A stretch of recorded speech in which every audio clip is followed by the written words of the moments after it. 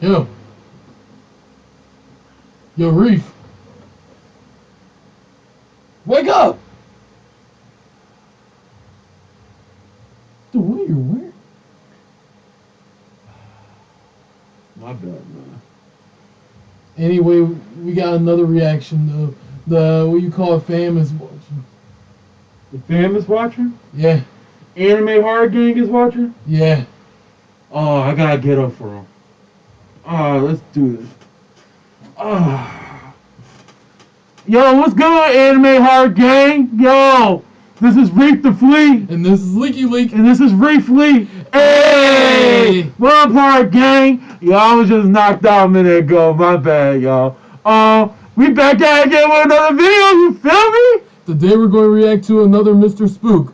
Yeah, man. Shout out to Mr.Spook, man. Yo, he's a G. Yo, we love his content, man. Go check out his channel. His channel is fire. So please go check out his channel. He got some spooky stories on there. And please go check him out. He's the homie. So please like, comment, subscribe, and join our big happy family. Yes, please join Anime Hard Gang. That's the family. We want y'all to be a part of family and be a part of this journey. Let's be... Yeah! Ah!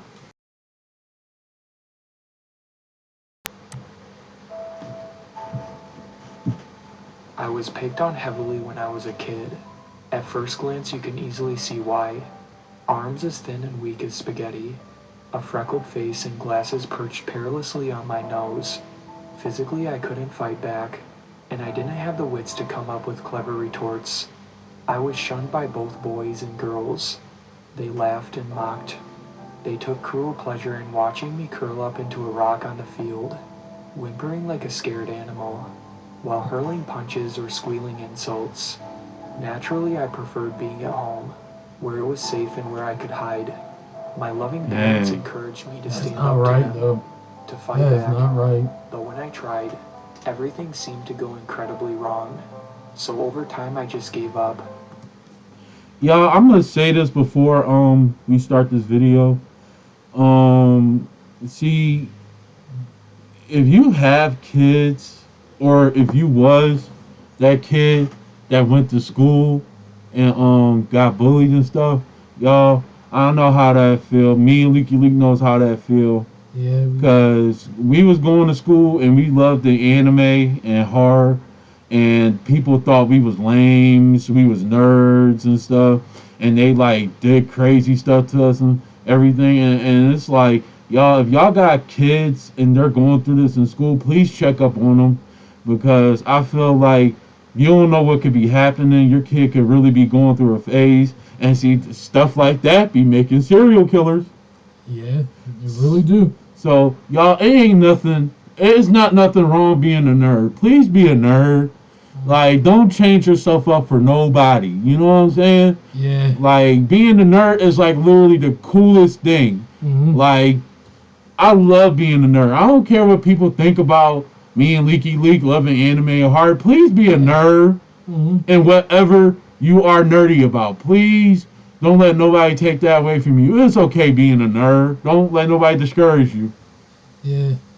And it's crazy because the nerds that they be picking on be the most richest and smartest people in the world. Yeah. Like, the next person could be, like, the nerd that you picking on could be like the next Elon Musk. Like, you don't even know that. Yeah. So don't never judge a book by its cover. Please keep on being a nerd. You love being a nerd. Please keep on being a nerd. Withdrew into myself like a turtle in its shell. I also had a particular fondness for stuffed animals. My parents traveled a lot, and when they came back they often brought gifts. Especially in my younger years, I remembered every country they came from and gave them names based on them. Keisha the lion from Kenya, Francis the polar bear from France. When I was 8 or so, the bullying was at its peak. I wept in my room, amongst the comfort of my stuffies who smiled at me sympathetically as the bed sheets grew increasingly wet with tears.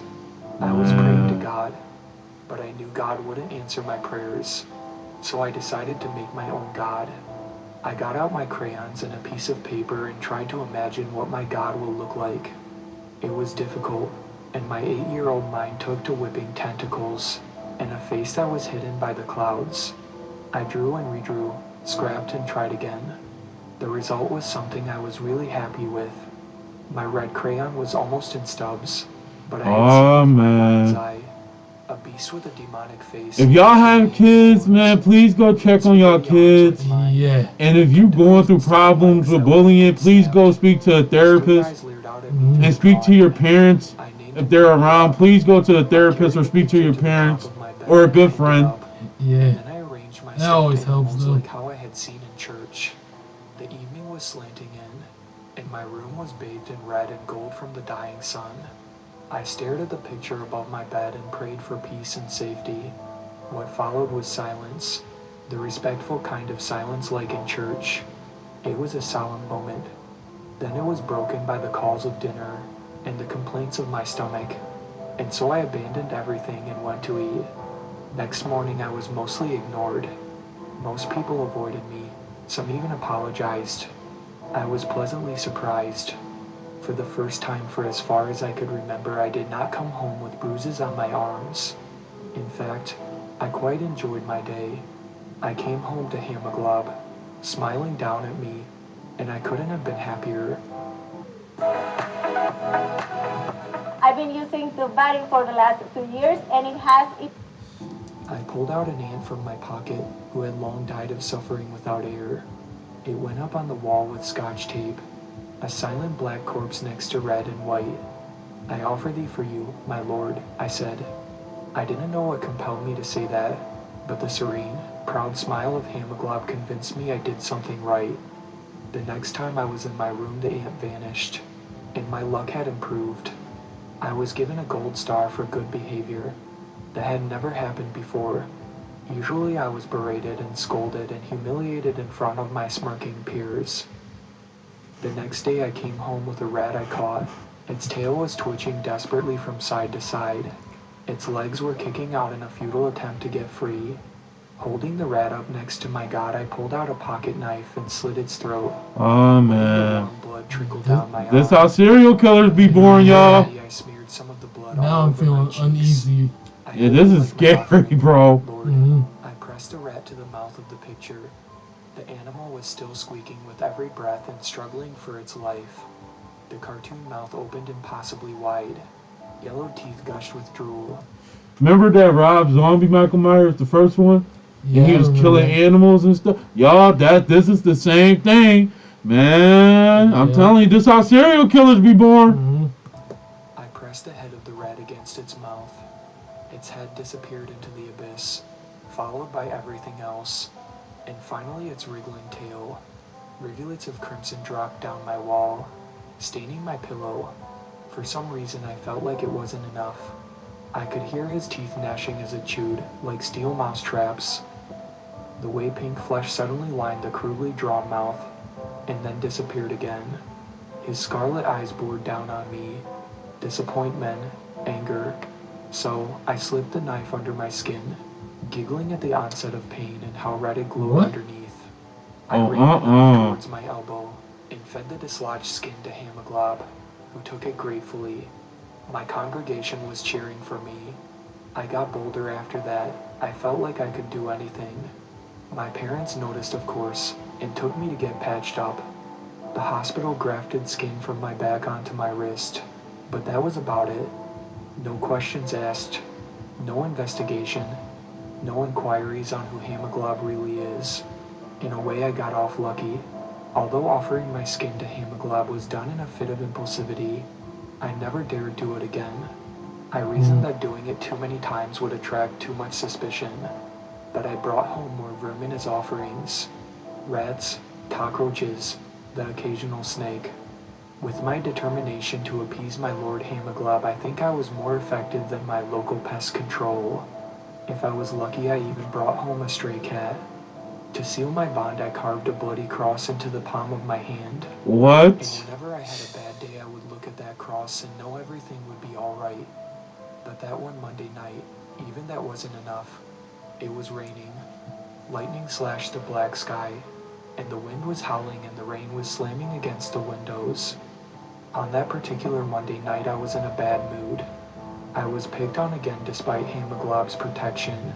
My lunch was stolen and I spent the rest of the day hungry. To make things even worse, I nearly got detention. Dinner was tense that night. You could hear nothing but the scraping of knives against the plates. I glared at my steak, imagining it to be the faces of my boys. At that precise moment, my older sister Danielle decided to break the silence.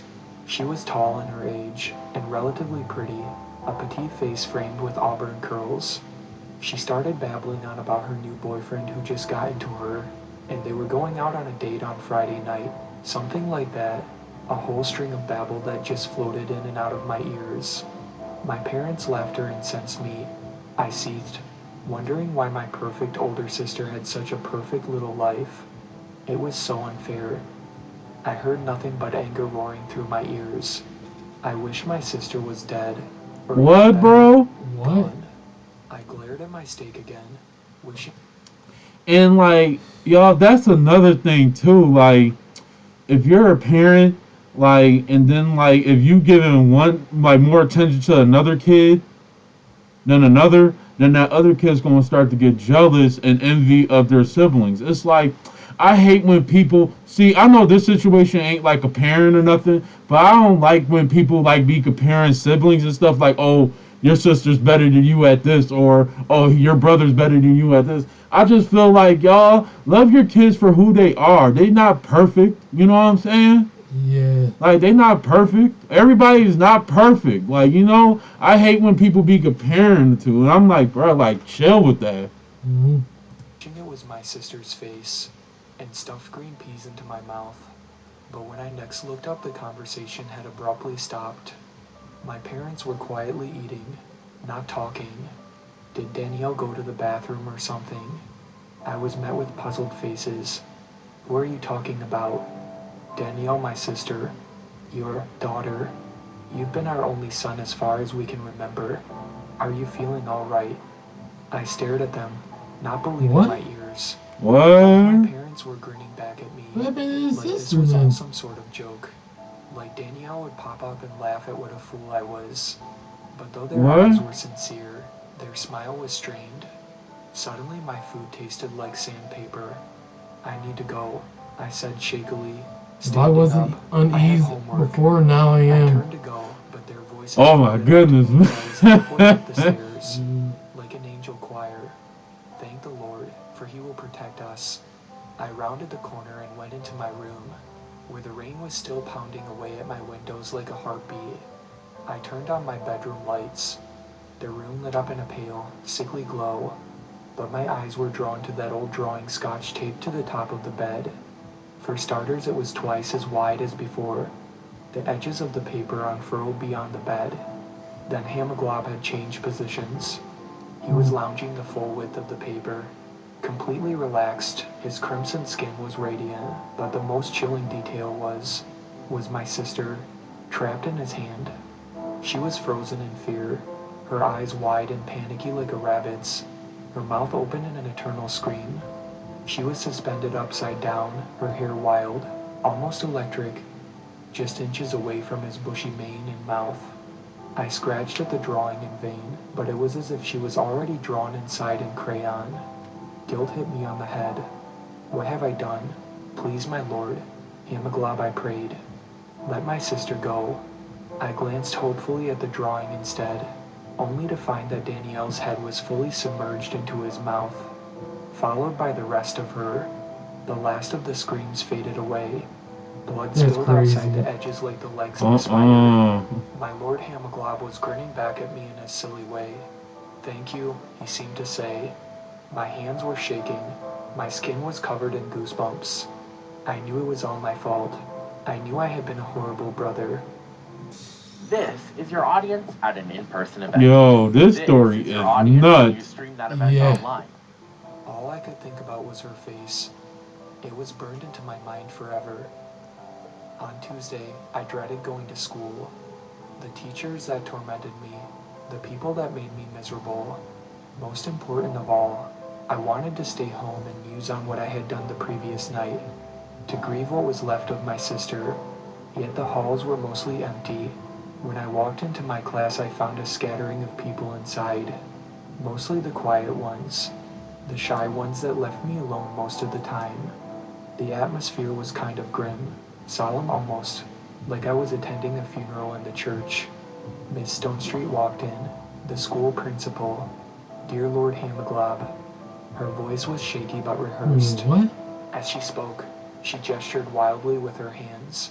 Her eyes were bulging. Her smile was strained and forced. "Excuse me, miss," I said the moment the prayer was finished. "How can I help you, Benjamin?" Sweat was beading on her face. "What happened to Brandon, and Chanel and the rest of them?" She smiled even more uncomfortably. "We got rid of them for you. You never liked them, did you, Benjamin?" What? "It is all thanks to our Lord Hamaglob. Praise the Lord." And we spent the rest of the day writing essays on how great Hamaglob really Oh, was. heck The no. first Oh, thing I noticed no. when I got out of class was that everything was draped in white cloth. Lockers, tables, water coolers. Somebody had painted bloody crosses on them. You over mean and to tell over. me this joint is Although it was manifesting the middle in of summer, reality it was now? particularly Yo, this is Vecna. Snow was falling as light This as is Yeah. Vecna. covering the ground in Yeah, a soft I white agree with you blanket. This though. is My Vecna. breath came out foggy as I started my walk back home. Although I didn't feel cold at all, the way back was decorated with snow sculptures, all looking like Hamaglob in various poses. His beady eyes smiled as they watched me go home, and each one bore a cross drawn in blood.